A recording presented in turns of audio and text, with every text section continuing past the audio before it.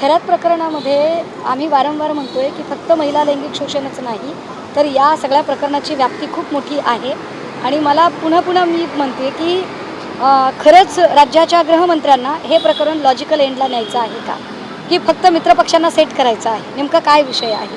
कारण लॉजिकल एंडला जर प्रकरण न्यायचं असेल तर केसरकर असतील किंवा ज्यांनी पहिल्यांदा या तीर्थक्षेत्राला क प्रवर्गाचा तीर्थक्षेत्राचा दर्जा दिला होता ती मंडळी असतील किंवा त्याच्या नूतनीकरणाच्या परवान्याच्या निमित्ताने विखे पाटलांचे OSD राहुल खुताडे असतील, या सगळ्या लोकांच्या चौकशा अजूनही झालेल्या नाहीत. शिवनिका ट्रस्टच्या आजी माजी संचालकांच्या चौकशा होतील असं म्हटलं होतं, पण त्या चौकशी अजूनही झालेल्या नाही. नामकर्ण आवारे जो या सगळ्या प्रकरणाच्या मुळाशी असणारा माणूस की ज्याने खरात हा कसा चमत्कारी सिद्ध पुरुष आहे, त्याच्या अत्यंत सुरस कथा पसरवल्या, त्यासाठी पुस्तकं लिहिली, त्यासाठी वेगवेगळे ब्लॉगर बोलावले, त्या ब्लॉगरकडून टुरिस्ट ब्लॉग तयार करून घेतले, यूट्यूबला त्याची माहिती पाठवली, ह्या सगळ्या गोष्टी करणारा जो होता तो नामकर्ण आवारे होता. त्या नामकर्ण आवारेची चौकशी अजून सुरू झालेली नाही. या प्रकरणात चाकणकर ज्यांचे 2 राजीनामे झाले पण त्यांची चौकशी अजूनही झाली नाही, ती चौकशी होणं गरजेचं आहे. आकाश चौधरी, त्या आकाश चौधरीला अजूनही कुणीही धक्का लावलेला नाही. या सगळ्या संबंधाने आम्ही वारंवार जे प्रश्न उपस्थित करतो, मी कालपासून राज्याच्या मुख्यमंत्र्यांची वेळ मागितलेली आहे. ती वेळ जर मला कदाचित उद्या मिळाली तर उद्यासुद्धा मी त्यांची भेट घेऊ शकेन. काही गोष्टी आहेत की ज्या इनपुट मला वाटतं की मी मुख्यमंत्र्यांच्या सोबत शेअर केले पाहिजेत आणि त्यांच्याशी सुद्धा या संदर्भाने बोललं पाहिजे. कारण अडचण अशी आहे की एक तर महिलांच्या डिग्निटीचा प्रश्न आहे. खूप अशा गोष्टी आहेत की ज्या कदाचित आम्हाला डिस्क्लोज करता येत नाहीत. खूप अशा गोष्टी आहेत की ज्याच्यामध्ये 16 वर्षापूर्वी पहिलं शोषणाचं प्रकरण घडलं ते आजता गायब. कित्येक महिला त्यांच्या आयुष्यात मूव्ह ऑन झालेल्या आहेत. अशा वेळेला त्यांचा एक जो चांगला सुखी संसार आहे तर त्याच्यातसुद्धा प्रॉब्लेम होऊ शकतात. त्यामुळे विषय खूप नाजूक पद्धतीने हाताळण्याची गरज आहे. परंतु या सगळ्यांमध्ये जेव्हा काही पोलीस अधिकाऱ्यांची नावं समोर येतात त्यावेळेला मात्र आम्हाला ते थोडंसं जरा त्रासदायक वाटतं, धक्कादायक वाटतं. त्यामुळे त्याही संदर्भाने माहिती ही मुख्यमंत्री महोदयांच्यासोबत शेअर करणं गरजेचं आहे. काही असे लोकप्रतिनिधी आहेत की जे लोकप्रतिनिधी कदाचित मागील मंत्रिमंडळामध्ये होते, कदाचित चालू मंत्रिमंडळामध्ये आहेत आणि अशा काही मंत्र्यांच्या बाबतच्या काही जेव्हा गोष्टी पुढे येतात तेव्हा त्याही संबंधाने चर्चा होणं अपेक्षित असतं. ही चर्चा माननीय मुख्यमंत्र्यांच्यासोबत करायची. खराच्या पत्नीच्या नावावर अनेक आर्थिक व्यवहार आहेत. मी मागेही म्हटलं की हा जो भांडे नावाचा जो अधिकारी आहे ज्याला पुन्हा त्याच्या डिपार्टमेंटला पाठवून दिलं, या भांडेची पत्नी त्यांचे काही आर्थिक व्यवहार आहेत. या आर्थिक व्यवहारांची म्हणजे भांडेला नुसतं त्याच्या डिपार्टमेंटला परत पाठवणं पुरेसं नाही, भांडेचं निलंबन होणं गरजेचं आहे आणि भांडेची चौकशी होणं गरजेचं आहे. खराची पत्नी हिची नाफेडच्या वतीने एक कंपनी रजिस्टर्ड झालेली आहे, व्यंकटेश प्रोड्युसर कंपनी. या व्यंकटेश प्रोड्युसर कंपनीमध्ये बऱ्याच वेळेला पैशांची उलाढाल, ब्लॅकचा व्हाईट करणं वगैरे सगळ्या गोष्टी होत्या, त्या बाहेर येणं गरजेचं आहे. खरातची मुलगी सृष्टी खरात, या सृष्टी खरातच्या नावावर काही प्रॉपर्टी आहे, त्याच्या संबंधाने सुद्धा काही खुलासे होणं गरजेचं आहे. आणि म्हणून आम्ही वारंवार म्हणतोय की चाकणकर असतील, केसरकर असतील, या सगळ्या लोकांचे CDR एकदा तपासले गेले पाहिजेत आणि यांच्या चौकशा झाल्या पाहिजेत. सकाळी मी ती माहिती घेतली. एका ASI दर्जाच्या अधिकाऱ्याने ज्या पद्धतीने पोलीस कोठडीत असणाऱ्या महिलेला, विशेषतः तिच्या मुलीच्या बोलावून तिच्याकडे जी मागणी केली ती अत्यंत धक्कादायक आहे. एखादी महिला म्हणजे बघा की राज्यामध्ये ही एकीकडे महिला लैंगिक शोषणाची एवढी प्रकरणं बाहेर निघत आहेत आणि अगदी त्याच वेळेला की महिला पोलीस स्टेशनला का जात नाही, का महिला आयोगाकडे जाणं तर महिला आयोगही आमची मदत करत नाही, पोलीस स्टेशनला जावं तर पोलीस स्टेशनची ही परिस्थिती.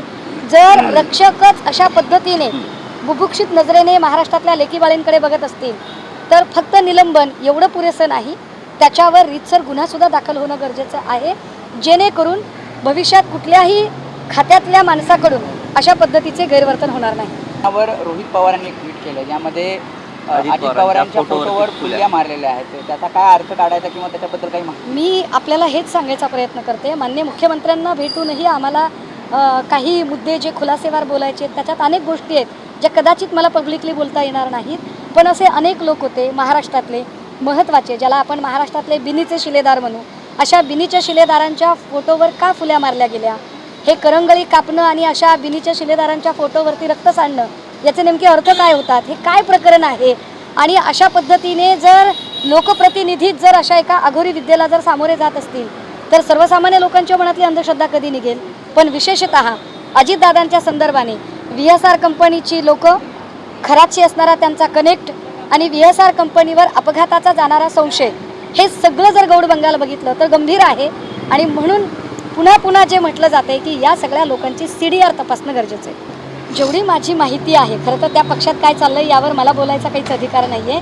मात्र नरेश अरोराला पुढचं असाइनमेंट देऊ नये यावर कदाचित दादासुद्धा ठाम होते. कारण अरोरामुळे अनेक गोष्टींचे प्रॉब्लेम झाले होते. अरोरा फक्त PR एवढ्यापुरतं न करता अरोरा त्यांच्या डिसिजन मेकिंगमध्ये सुद्धा जर ढवळाढवळ करतायत अशी चर्चा जेव्हा आतल्या आमदारांकडून बाहेर येते तेव्हा हे गंभीर असतं. पण सरते शेवटी डिझाईन बॉक्सला काम द्यायचं की नाही द्यायचं हा त्यांचा पक्षांतर्गत काल निर्णय. ऋतू तावडे असं बोलल्या ताई की त्या एका कार्यक्रमामध्ये की मला 3 वर्षापासून माझा घसा खराब होता, तो बरा होत नव्हता. जैन मुनी नय पद्मसागर यांच्या आशीर्वादाने तो बरा झालेला आहे. कुठेतरी अंधश्रद्धेला खतपाणी घालण्याचा प्रकार हा वाटत नाही. मला वाटतं की 24वे तीर्थंकर भगवान महावीर यांनी जेव्हा जैनिझमची स्थापना केली तेव्हा त्यांनाही कुठलेही चमत्कार अपेक्षित नव्हते. किंबहुना जेवढे म्हणून सगळ्या धर्माचे आयकॉन आहेत त्यांना हे चमत्कार अपेक्षित नाही. मध्यस्थांनी हे सगळे चमत्कार निर्माण केलेले आहेत. पण लोकप्रतिनिधींनी त्यांना थारा देता कामा नये. कारण लोकप्रतिनिधी, मी पुन्हा पुन्हा म्हणते की लोकप्रतिनिधी हे पथदर्शी असतात. त्यांच्याकडे बघून सर्वसामान्य लोक आपलं जगणं जगत असतात. जर महापौर पदावरच्या व्यक्तीने जर असं स्टेटमेंट केलं तर खाली अंधश्रद्धा पसरायला वेळ लागत नाही.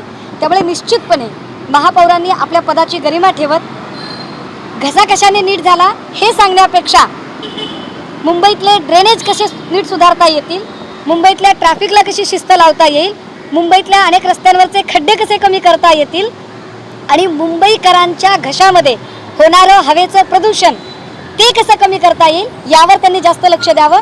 मला वाटतं त्यांची नेमणूक त्या कामासाठी आहे, त्यांना कळलं पाहिजे. अमित शहा यांच्यासोबत जो फोटो दिसतोय खरंचचा, तो फोटो हा गोडसेंनी त्यांना लोकसभेच्या तिकिटासाठी नेल्यानंतरचा फोटो आहे अशी माहिती पुढे येते. हेमंत गोडसे फक्त तेवढ्यापुरतेच नव्हते तर अनेक ठिकाणी भूमिपूजन असेल, छोट्या मोठ्या पूजा असतील ते त्यांना घेऊन जात होते.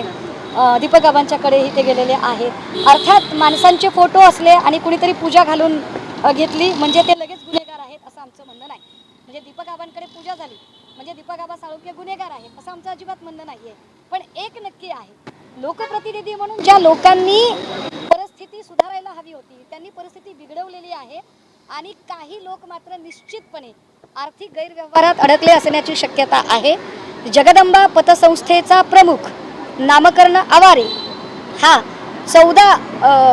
10 ते 14 वर्षांच्यासाठी तो शिवनिकावर संचालक होता. आणि शिवनिकाचा प्रमुख खरात हा जगदंबा पतसंस्थेवर तब्बल 6 वर्ष अध्यक्ष होता, आता संचालक. त्यामुळे नामकरण आवारे हा खरातला स्थापित करणारा माणूस आहे. शालार्थ ID घोटाळा आणि या शालार्थ ID घोटाळ्याचा नाशिक कनेक्शन हे तपासून बघणं गरजेचं आहे. कारण शालार्थ ID घोटाळ्याचा लाभार्थी म्हणून सुद्धा खरातचा भाऊ पुढे आलेला आहे. त्यामुळे त्याही संदर्भाने तपास झाला पाहिजे. मित्रांनो, आपलं मत नक्की कळवा. रामकृष्ण हरी. जय जगद्गुरू, जय शिवराय, जय भीम.